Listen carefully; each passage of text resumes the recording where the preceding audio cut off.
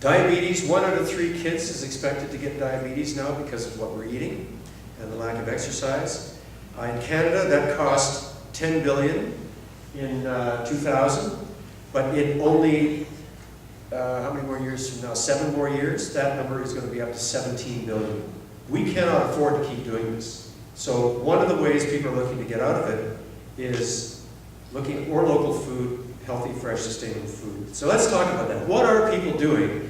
And interestingly, a lot of this is coming from you and I and our neighbors and small grassroots organizations like the ones that are so well represented here.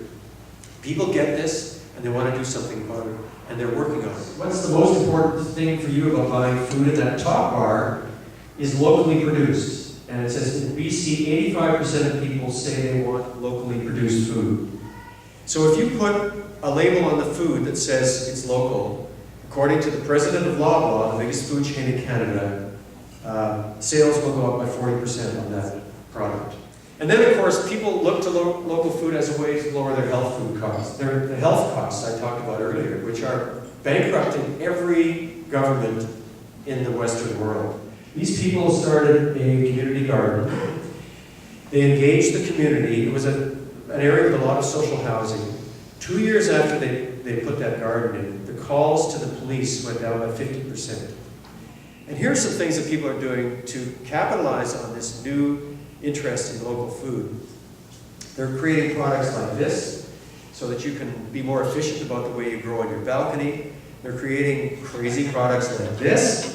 For those municipalities that have chickens, you can now go to mypetchicken.com. It's a multi-million-dollar business that sells everything from chicken caviar treats to day-old birds. Decided he would try to see how much food he could grow. He had no land. He had a balcony and places he could hang stuff. And in 1 year, he grew $1,000 worth of food on things there. These people are urban food consultants. They have got a business of coming to you if you want to grow food and helping you design your garden, plan your garden, and they'll give you a little plan saying each week what you should do. Small plot intensive is what it stands for. And this is what his garden looks like, one of his gardens. And he is now making around $100,000 an acre. This is his aquaponics operation, just a part of his operation, where he's growing fish in this pond, and the fish waste is pumped upstairs above that to a tray above, sort of a long platform, where they're growing greens that use that as fertilizer. And they sort of filter out all the bad stuff, and the water comes back down and around it goes. Here's a schematic, you can see how it works.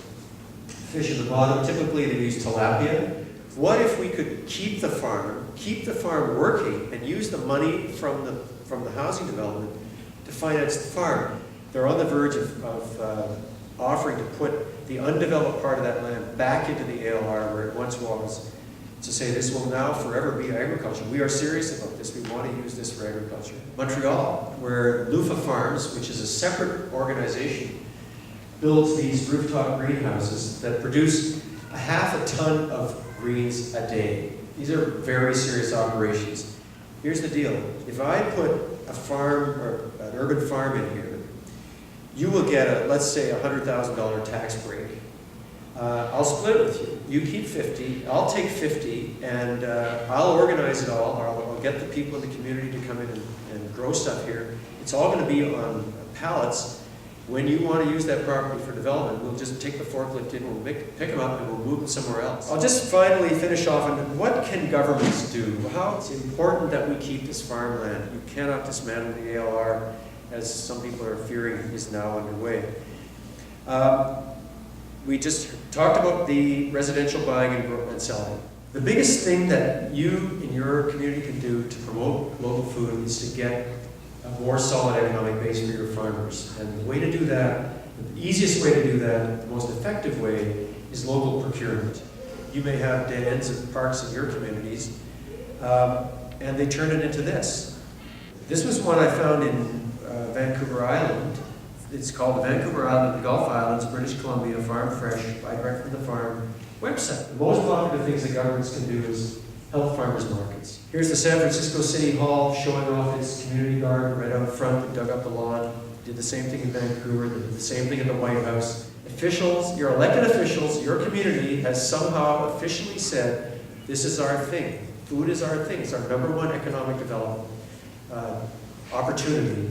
And so they should be listening to all of you and all of your ideas to make it happen. Thanks very much.